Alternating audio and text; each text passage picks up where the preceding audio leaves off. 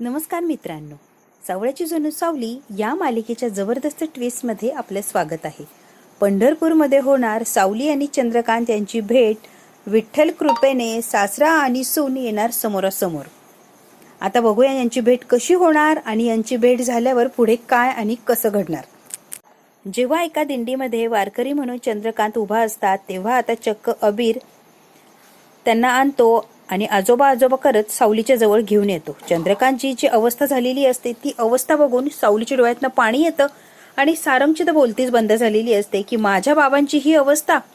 मुळात बाबा जिवंत आहे हे सारंगने पहिल्यांदा डोळ्याने बघितलेलं असतं, नाही तर बाबा गेले हेच त्याने इमॅजिन केलेलं असतं आणि ते पकडूनच सारंग चाललेलं असतो. चंद्रकांतजींची इतकी वाईट अवस्था असते. सावली आणि सारंग त्यांना सावरतात, जवळ घेतात, बसवतात, पाणी वगैरे प्यायला देतात. ते जिवंत आहे याने त्यांना खूप आनंद झालेला असतो. आणि पंढरपूरमध्ये ते कसे, आता त्यांची ही अवस्था कुणी केली किंवा ते घरापासून इतके दिवस लांब का होते, या सगळ्या प्रश्नांची उत्तर या ट्विस्टमध्ये मिळणार आहे. ट्विस्ट अगदी शेवटपर्यंत बघा, इंटरेस्टिंग असं ट्विस्ट आहे. लाईक, शेअर, सबस्क्राईब नक्की करायचंय. तर मित्रांनो, आतापर्यंत आपण पाहिलं की चंद्रकांतजी ऍक्सिडेंट झाल्यानंतर सर्वांनाच असं वाटलेलं असतं की हे जग सोडून निघून गेले, ते या जगातच नाहीये.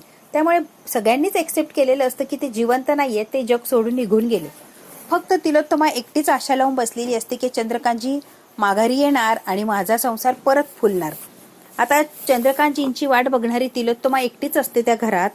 बाकीच्यांनी सगळ्यांनी एक्सेप्ट केलेलं असतं की ते या जगात नाहीये, ऍक्सिडेंट झाला तेव्हाच ते गेले. एकटीच ते सतत फोटोशी बोलत असते, त्यांच्याशी संवाद साधत असते. जे काही दिवसभरात घडलं ते चंद्रकांतजींच्या फोटोजवळ रोज तिलोत्तमा येते आणि सगळं काही सांगत असते.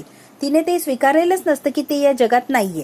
आता जेव्हा सावळी गेल्यानंतर चंद्रकांतजींचा ऍक्सिडेंट झालेला असतो तेव्हा त्यांची बॉडी सापडलेली नसते. पोलिसांचं असं म्हणणं असतं की कदाचित ते दरीत गेले असतील किंवा काहीतरी वेगळंच घडलं असेल त्यांच्या बाबतीत. बॉडी तर काय सापडली नाही, पण इथनं ज्यांचा ऍक्सिडेंट होतो ते जगत नाही 101%.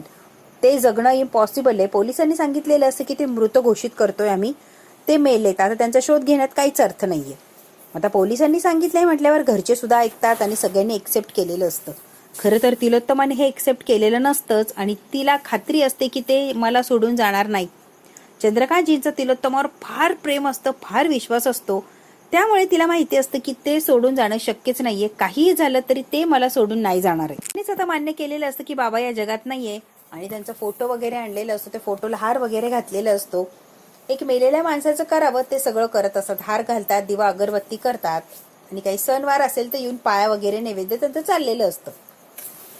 तिलोत्तमा म्हणते की ते जाणं शक्यच नाहीये, तुम्हाला मानायचं तुमच्या पद्धतीने ते गेले म्हणून माना. पण ती मात्र मानत नसते. तिच्या बेडरूम मध्ये फोटो असतो, त्याला तिने हारही घातलेला नसतो किंवा ती मानतही नसते की ती या जगात नाहीच. चंद्रकांतजी हे जग सोडून गेले, पण सगळे आपल्या मार्गाला लागले, आपली कामं करायला लागले, आपल्या याच्यामध्ये गुंतवून गेले.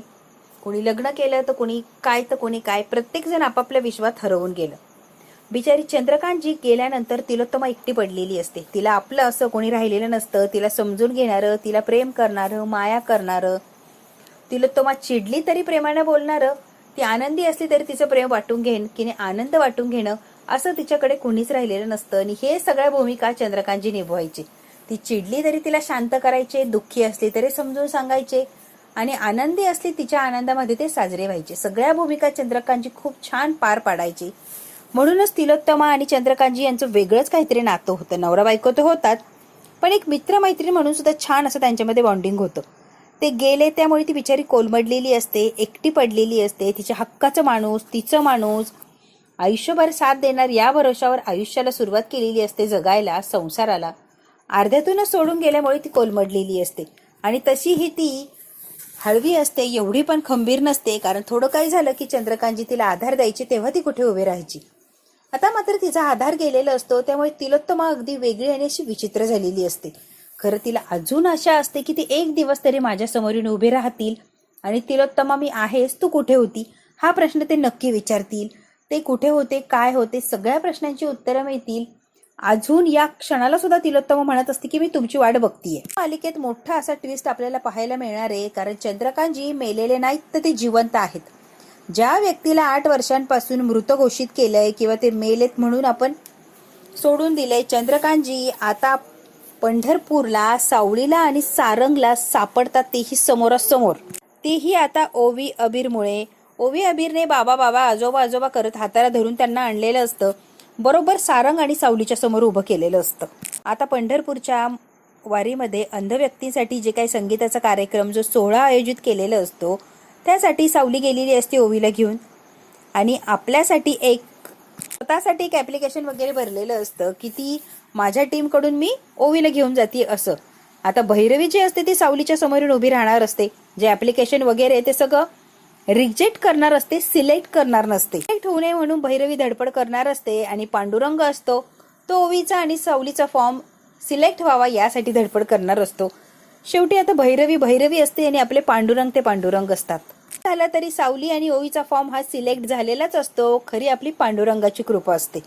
ओवी सुद्धा पांडुरंगाची भक्त असते आणि सावली सुद्धा. भैरवी फक्त कपटीपणा करत असते त्यामुळे तिचं काही ऐकणं हे इम्पॉसिबल आहे.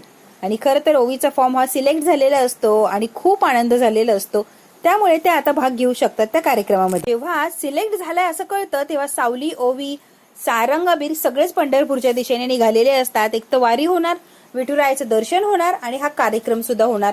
या सगळ्याच अर्थाने अगदी मनोभावे ते निघालेले असतात पंढरपूरच्या वाटेने.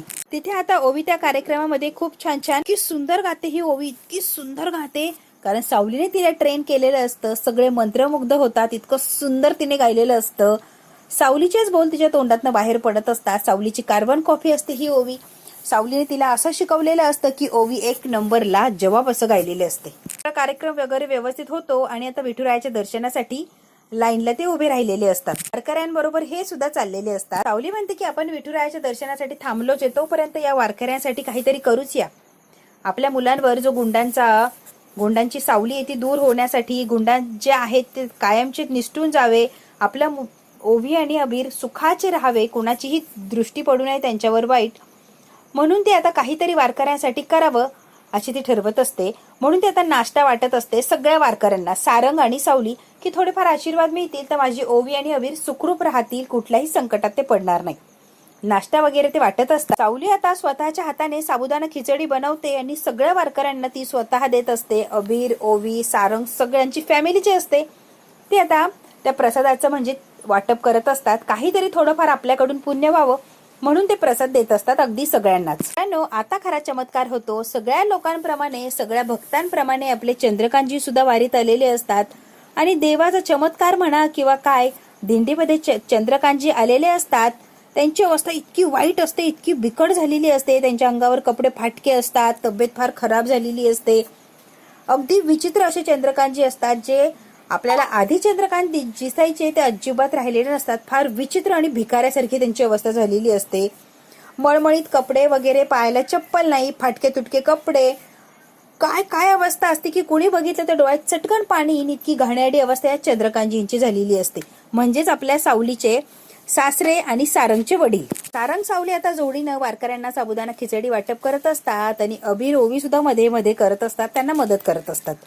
एका कडेला चंद्रकांतजी असतात. तेव्हा आता चंद्रकांतजी अंगामध्ये इतका ताप भरलेला असतो की ते उभे सुद्धा राहू शकत नाही, इतकी त्यांची वाईट अवस्था झालेली असते. अबीर आणि ओवी चंद्रकांतजीला बघतात आणि यांना नाश्ता द्यायचा आहे म्हणून चंद्रकांतजी जवळ जातात. तेवढ्यात काय चंद्रकांतजींना चक्कर येते. अबीर आणि ओवी इतके घाबरतात की बाबांना नाश्ता द्यायचा आहे पण त्यांना चक्कर आलेली आहे. ओवी आता चंद्रकांतजींकडे इतकं बारीक बघते. तेव्हा ओवी म्हणते माझ्या आजीच्या रूम मध्ये जो फोटो आहे ना तो या बाबांचाच आहे. ओवीने ओळखलेलं असतं की ह्या बाबांचा फोटो माझ्या आजीच्या रूम मध्ये. अबीरचे काय लक्षात येत नाही कारण अबीरने काय बघितलेले नसतात. तेव्हा आता ओवी चंद्रकांतजींच्या डोक्याला हात लावून पाहते तर काय, अरे यांना खूप ताप आलाय आणि यांची अवस्था ही फार वाईट आहे, तब्येत यांची बिघडलेली आहे, हे आपण जाऊन बाबाला सांगायलाच पाहिजे. चंद्रकांतजींना हे पोरं पाणी वगैरे पाजतात पण चंद्रकांतजींची इतकी वाईट अवस्था झालेली असते की त्यांना बसवत नाही, ताप अंगात भरलेला असतो आणि अशक्तपणा आलेला असतो. खूप तब्येत त्यांची बिघडलेली असते. डॉक्टरांच्याकडे जायचंय का, तुम्हाला आराम करायचा आहे का, त्यांना काहीही बोलायचं सुचत नसते, इतकी वाईट अवस्था झालेली असते. ओवी मात्र वेड्यासारखं बघत असते की हे बाबा तेच आहे फोटोतले. ओवी आणि अबीर त्यांची काळजी घेतात, त्यांच्याशी बोलण्याचा प्रयत्न करतात, खूप त्यांना मदत करत असतात. पण आता कसं आहे ना, सावलीचं आणि सारंगचं लक्षच नसतं. ते वारकऱ्यांना प्रसाद वाटण्यात इतके मग्न झालेले असतात की ओवी आणि अबीर कुठे गेले, ते कोणाशी बोलताय इतक्या वेळची दिसत नाहीये, या गोष्टीकडे त्यांचं लक्षच राहिलेलं नसतं किंवा ते भान हरपलेले असतात.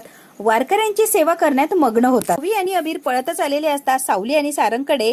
तिथे एक बाबा आहे, त्यांची फार तब्येत बिघडलेली आहे, त्यांच्या अंगात तापही भरलाय आणि त्यांना उभंही राहत नाहीये. त्यांना म्हटलं इथपर्यंत या किंवा नाश्ता खा, तर ते काही बोलतही नाही आणि काहीच नाही. अगदी सारखे ते डोळे मिटतात आणि मान टाकून देण्याचा प्रयत्न करतात. मी जेव्हा त्यांच्या अंगाला हात लावलं त्यांना खूप ताप भरलेलं होतं. अबीर आणि ओवी पळत आलेले असतात आणि सारंग आणि सावलीला सांगण्याचा प्रयत्न करतात की त्यांना दवाखान्यात न्यायला पाहिजे, कारण खूप वाईट अवस्था आहे त्या बाबांच्या. सोबत कोणीच नाहीये, ते अगदी एकटेच आहे, त्यांना कोणीच नाहीये वाटतं, अगदी एकटे ते. आता चला पटकन आणि त्यांची मदत करूया. ओवी आणि अबीर सारंग आणि सावलीला अगदी वेडं करून सोडतात की चल आधी त्या बाबांच्याकडे. सावली म्हणतात हो हो हो जाऊया आपण, एवढं तर करू दे, हातातलं काम संपलं की आपण त्यांची सुद्धा मदत करूया. एवढं सांगतात की त्यांच्यासोबत कुणी नाहीये, तापाने फनफन करताय, म्हणजे खरंच त्यांना आपल्या मदतीची गरज असणार आहे. ओवी म्हणते की चल ना ग आई, चल ना रे बाबा. आता अबीर आणि ओवी इतके त्रास देतात सारंग सावलीला की ते ओढत ओढत तिथपर्यंत घेऊन आलेलेच असतात. ही आई बाबांच्या हाताला धरतात आणि ओढत ओढत तिथपर्यंत घेऊन येतात. कांजींची इतकी विचित्र आणि वाईट अवस्था असते, दाढी वाढलेली, कपडे मळालेले, फाटके कपडे, एका झाडाखाली ते बसलेले असतात आणि आता हळूहळू ते बेशुद्ध व्हायला लागलेले असतात. चंद्रकांतजींना सहज बघितलं तर कुणीही ओळखू शकत नाही, जरा बारीक बघितलं तर हे चंद्रकांतजी आहे हे लक्षात येऊ शकतंय. आता मात्र चंद्रकांतजींना समोर या अवस्थेत बघून सावली आणि सारंगला तर मोठा धक्का बसतो.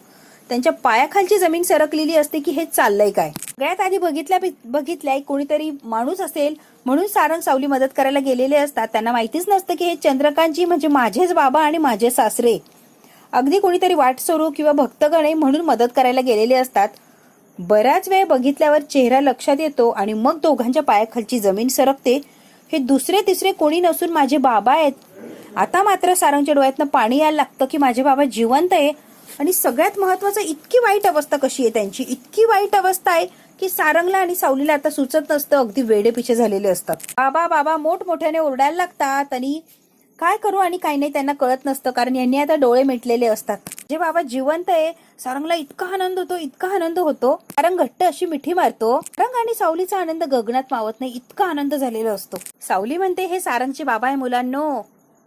आता अबीरनेही बघितलेलं, म्हणजे बघायच काही संबंध येत नाही, ओवीने बघितलेला असतो फोटो आजीच्या रूम मध्ये.